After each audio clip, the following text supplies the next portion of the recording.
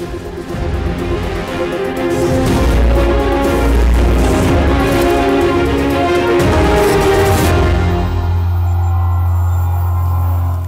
স্বাগত নিউজ 24 এর নিয়মিত আয়োজন বাংলাদেশ লাইভে আপনাদের সঙ্গে আছি আমি আসিফ টিপু। পঞ্চম উপজেলা পরিষদ নির্বাচনে প্রথম ধাপে ৭৮টি উপজেলায় একযোগে ভোট গ্রহণ চলছে। বিরতিহীনভাবে চলবে বিকেল ৪টা পর্যন্ত। সকাল থেকে কেন্দ্রগুলোতে ভোটার উপস্থিতি লক্ষ্য করা গেছে। এখন পর্যন্ত উৎসবমুখর পরিবেশে শান্তিপূর্ণভাবেই চলছে ভোট গ্রহণ। উপজেলা নির্বাচনের ভোট গ্রহণের খবর জানাতে দেশের বিভিন্ন স্থান থেকে যুক্ত হচ্ছেন সহকর্মীরা। শুরুতেই যেতে চাই রাজশাহীতে, সহকর্মী কাজী শাহেদ সরাসরি সংযুক্ত আছেন। শাহেদ, আশা করছি শুনতে পাচ্ছেন।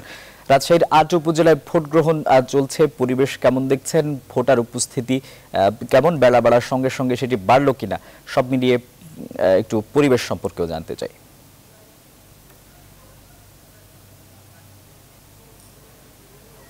ধন্যবাদ আসিফ। আমরা কিছুক্ষণ আগে আমাদের আগের সংবাদগুলিতে আমরা যেমনটি দেখেছি ভোট কেন্দ্রগুলির চিত্র, সেখানে আমরা দেখেছি যে নারী ভোটারদের উপস্থিতি কিন্তু উল্লেখযোগ্য হারেই বেড়েছে। প্রতিটি কেন্দ্রে আমরা কিন্তু দেখেছি যে নারীদের উপচে পড়া ভিড়, যেহেতু 3টি ব্যালটে ভোট হচ্ছে চেয়ারম্যান এবং 2টি ভাইস চেয়ারম্যান পদে, ফলে ভোট কিছুটা ধীর গতিতে হলেও কিন্তু ভোটের উপস্থিতি কিন্তু আমরা অনেক বেশি লক্ষ্য করছি এবারের নির্বাচনটিতে।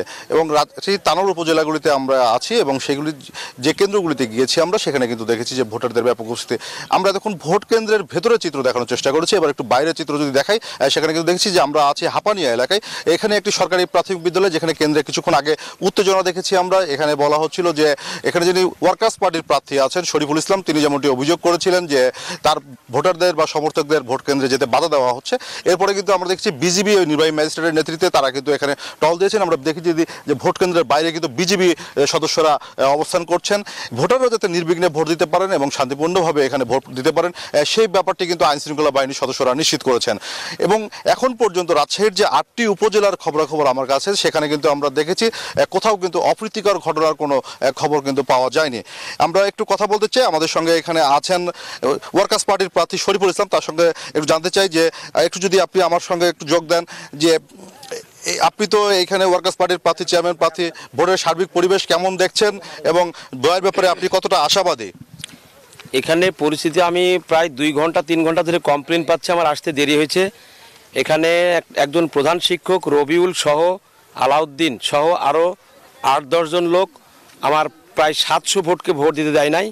ওরা শুধু দেশীয় অস্ত্র, হাঁসুয়া এবং লাঠি লাদনা নিয়ে প্রচুর ভোটকে ফেরত দিয়েছে।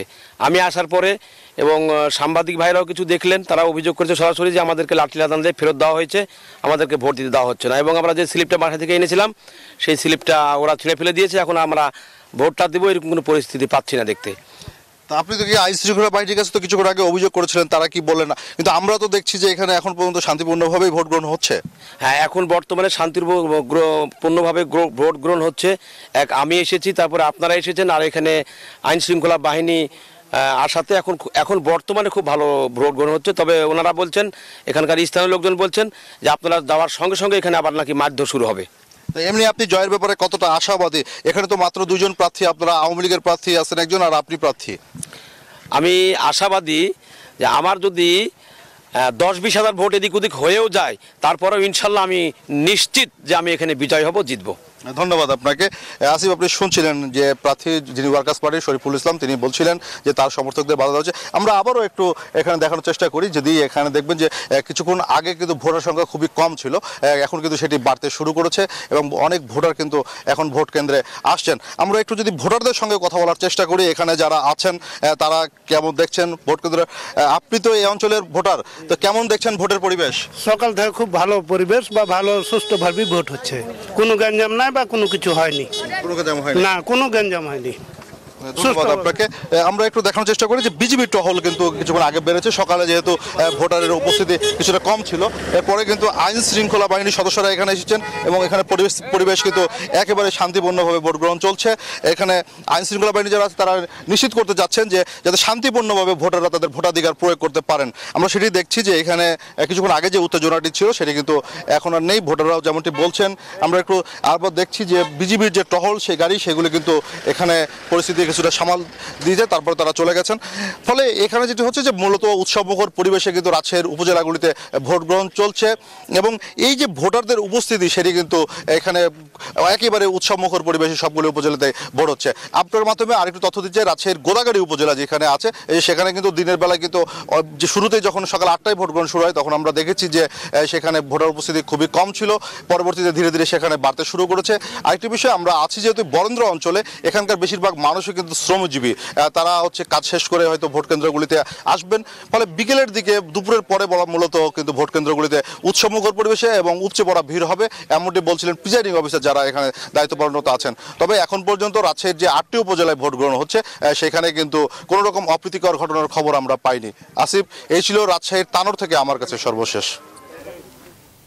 শাহেদ, আপনাকে অসংখ্য ধন্যবাদ যুক্ত হবার জন্য। রাজশাহী থেকে যুক্ত ছিলেন সহকর্মী কাজী শাহেদ। উপজেলা নির্বাচনের ভোট গ্রহণের সবশেষ খোঁজ খবর জানাচ্ছিলেন তিনি। এদিকে লালমনিরহাটের 4টি উপজেলাতেও ভোট গ্রহণ চলছে, সেখানকার সবশেষ খোঁজ খবর জানাতে যুক্ত হবেন সহকর্মী রেজাউল করিম মানিক। আশা করছি শুনতে পাচ্ছেন। একটু ভোটের সার্বিক পরিবেশ জানতে চাই, ভোটার উপস্থিতি কেমন। আরেকটি গুরুত্বপূর্ণ বিষয়, আওয়ামী লীগ এবং আওয়ামী লীগের বিদ্রোহী প্রার্থী থাকায় বিভিন্ন উপজেলাতে প্রচারণার সময় বিক্ষিপ্ত সংঘর্ষের ঘটনা কিন্তু ঘটেছে। ভোটের দিন এ ধরনের কোনো চিত্র আপনি দেখছেন কিনা?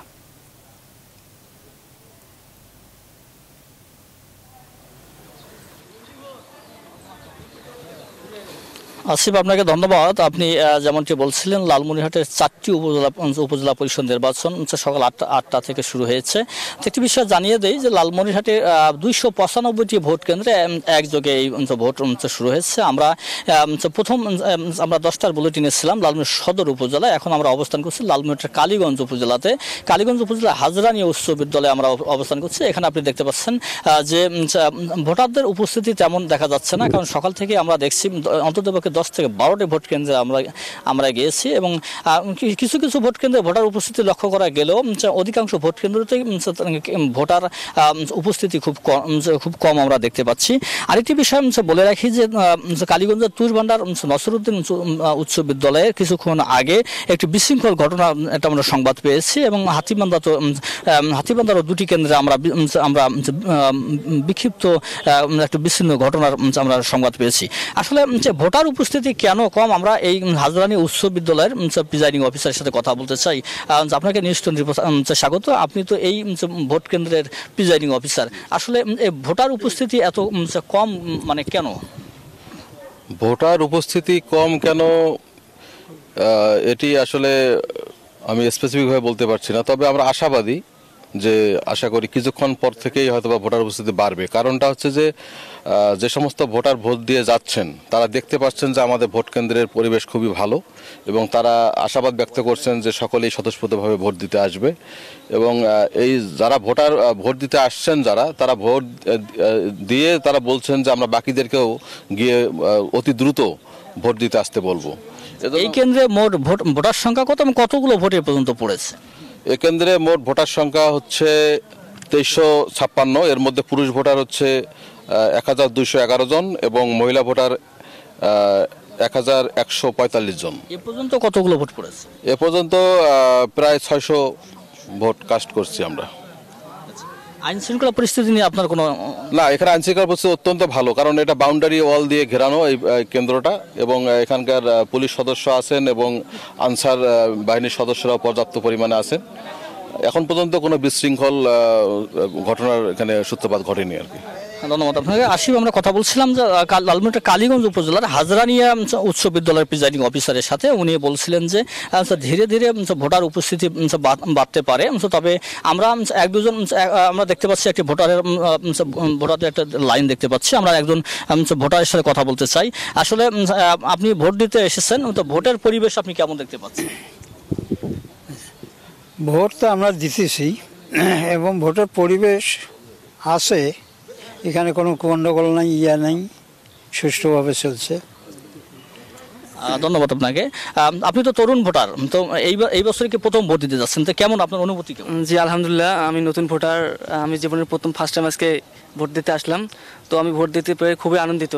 আর এখানে আমাদের ভোট কেন্দ্রে খুব শান্তিপূর্ণভাবে ভোট অনুষ্ঠিত হচ্ছে। আমরা খুব সুন্দরভাবে শান্তিপূর্ণভাবে ভোট দিতেছি। ধন্যবাদ আপনাকে। আসিফ, আপনি শুনছিলেন লালমনিরহাটের কালীগঞ্জ উপজেলার নির্বাচন ভোটের খবরাখবর। একটু বিষয় আপনাকে জানিয়ে দেই যে জেলাতে 4টি উপজেলার আপনার 7,50,616 জন ভোটার তাদের ভোটাধিকার প্রয়োগ করছেন এবং এখন পর্যন্ত যে ভোটের অবস্থান রয়েছে তা শান্তিপূর্ণ পরিবেশেই ভোট চলছে বলে আমাদের কাছে খবর রয়েছে। আসিফ। মানিক, আপনাকে অসংখ্য ধন্যবাদ যুক্ত হওয়ার জন্য। সহকর্মী রেজাউল করিম মানিক যুক্ত ছিলেন লালমনিরহাট থেকে। এখন পর্যন্ত 78টি উপজেলায় নির্বাচন হচ্ছে এবং তিনটি জেলায় আসলে তিনটি কেন্দ্রে ভোট গ্রহণ স্থগিত করা হয়েছে কারচুপির অভিযোগের মধ্যে সিরাজগঞ্জের একটি কেন্দ্রতে ভোট গ্রহণ স্থগিত করা হয়। সহকর্মী আব্দুস সামাদ সায়েম সিরাজগঞ্জ থেকে আমাদের সাথে সরাসরি যুক্ত আছেন। সকালবেলায় আসলে আমরা খবর পেয়েছি যে একটি কেন্দ্রে ভোট গ্রহণ স্থগিত করা হয়েছে ভোট কারচুপির অভিযোগে। বাদ বাকি কেন্দ্রগুলোর পরিবেশ কেমন দেখছেন?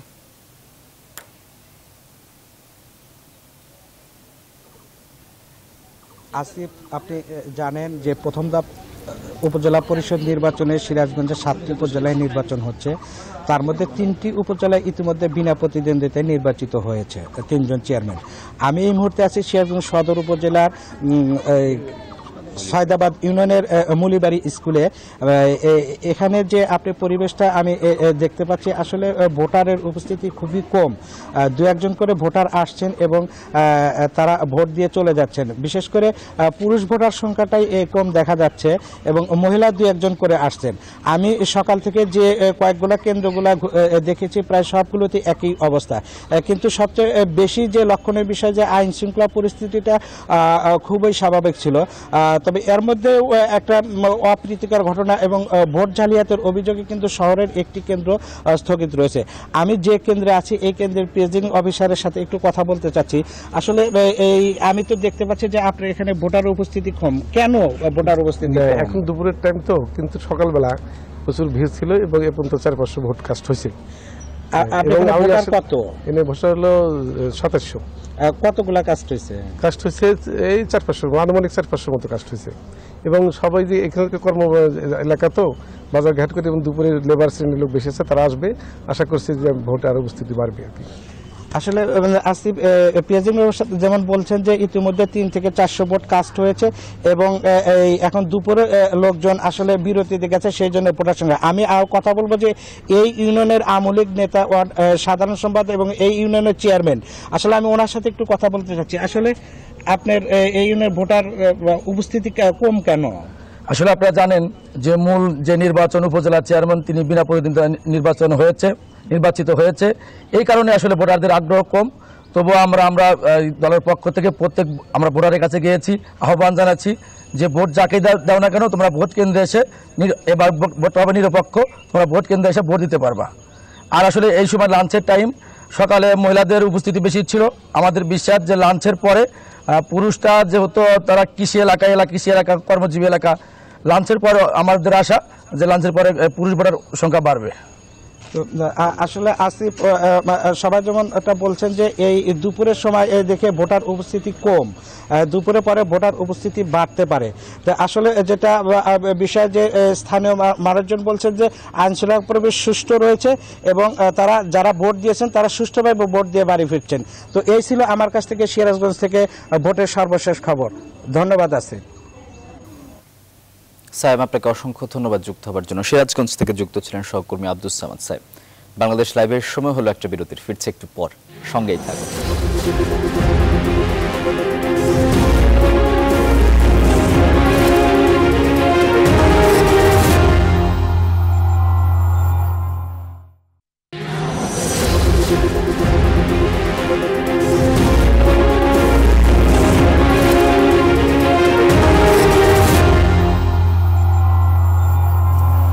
বিরতির পর স্বাগত আরও একবার। দেখছেন নিউজ 24-এর নিয়মিত আয়োজন বাংলাদেশ লাইভ। দখল আর দূষণে হারিয়ে যাচ্ছে যশোরের কেশবপুরের বড় পিট খাল। আসলে বিভিন্ন সময়ে এই খালটির নাব্যতার সংকট দেখা দিয়েছে। সে খবর জানাতে আসলে যশোর থেকে যুক্ত হচ্ছেন সহকর্মী রিপন হোসেন। রিপন, এই খালটি দিয়ে একসময় আসলে বড় বড় নৌকা চলতো, এটি এখন একরকম অস্তিত্বের হুমকির মুখে পড়েছে। কেন এটি একটু বিস্তারিতভাবেই জানতে চাই আপনার কাছ থেকে।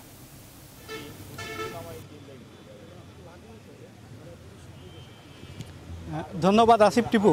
আমি এখন যেখানে দাঁড়িয়ে আছি যশোরের কেশবপুর উপজেলার বড় পিঠখালি খাল। এই খালের আপনাকে যদি আমি একটু দেখাই যে আসলে এখানে কোনো অস্তিত্ব নেই খালের। আসলে এই এলাকার প্রধান যে সমস্যা সেটি কিন্তু জলাবদ্ধতা। এই জলাবদ্ধতার কারণে কিন্তু এই এলাকার একটি সময় কিন্তু বেশিরভাগ সময় জলাবদ্ধতার থাকে এবং বিশেষ করে বর্ষার সময়। আমি একটু কথা বলতে চাই এই এলাকার মানুষের সাথে, আপনার কাছে একটু জানতে চাই জলাবদ্ধতায় আপনাদের কি সমস্যা হয়? এখানে বৃষ্টির মৌসুম আসলে জলাবদ্ধতার কারণে আমাদের ঘর বাড়ি ছেড়ে বিভিন্ন শিক্ষা প্রতিষ্ঠানে উঠতে হয় এবং আশ্রয় কেন্দ্রও কম, এই কারণে বিভিন্ন কলেজ বন্ধ রেখে বিভিন্ন স্কুল প্রতিষ্ঠানে উঠতে হয় এবং আমাদের এলাকার প্রধান যে সড়ক সেখানেও মাজা অবধি পানি থাকে। এই কারণে এই এলাকার মানুষ চরম দুর্ভোগ পোহায়। ধন্যবাদ আপনাকে। আমি আরেকজনের সাথে কথা বলতে চাই, এই এলাকায় কি সমস্যা হয় আপনাদের? ভাই এখানে তো বেশি সমস্যা না, সমস্যা এই জায়গা থেকে 1.5 কিলোমিটার দূরে, সেখানতে ঘের বেড়ে হয়ে কেশবপুর বাজারে জলাবদ্ধতা বেশি হয়। নিচের দিকে পানিটা যাওয়ার বন্ধ হয়েছে বিধায় কেশবপুর বাজারে পানিটা বেশি ওঠে।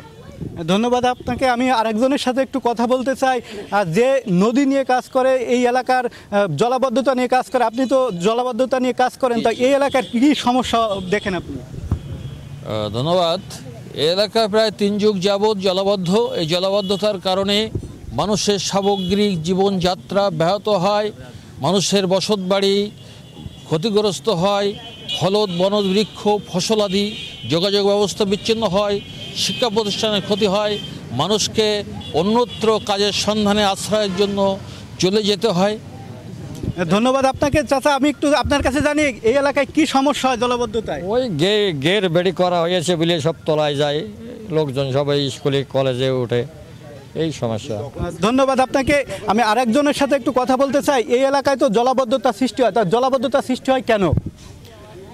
জলাবদ্ধতা সৃষ্টি হওয়ার মূল কারণ হচ্ছে নদীর যে তলদেশ, এই তলদেশ বুঝে যাচ্ছে চর পড়ে, এবং নদীগুলোকে বিভিন্ন স্বার্থন্বেষী মহল নদীগুলোকে তারা তাদের ইচ্ছামতো দখল করে নিয়েছে, যে কারণেই নদীর নাব্যতা নদী হারিয়ে ফেলেছে, যে কারণেই আজকে জলাবদ্ধতা।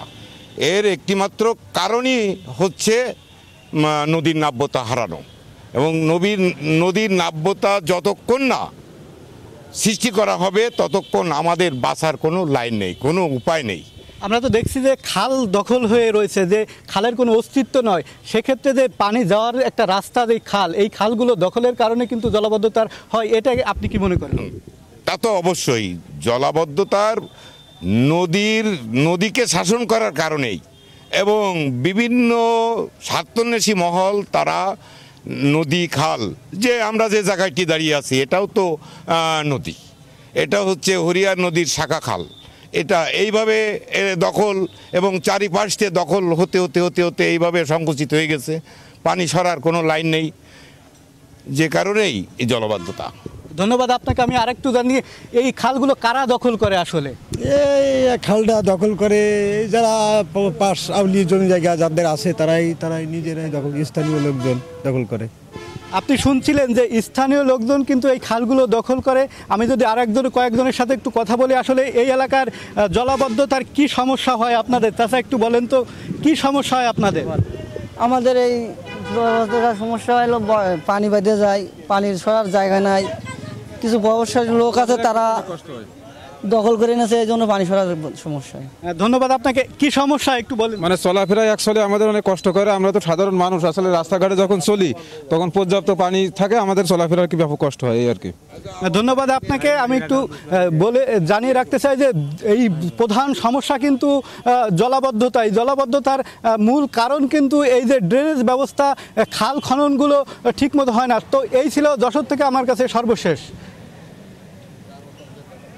রিপন, আপনাকে অসংখ্য ধন্যবাদ যুক্ত হওয়ার জন্য। সহকর্মী রিপন হোসেন যুক্ত ছিলেন যশোরের কেশবপুর থেকে। আর এই ছিল বাংলাদেশ লাইভের আজকের আয়োজন। এতক্ষণ সঙ্গে থাকায় ধন্যবাদ সবাইকে।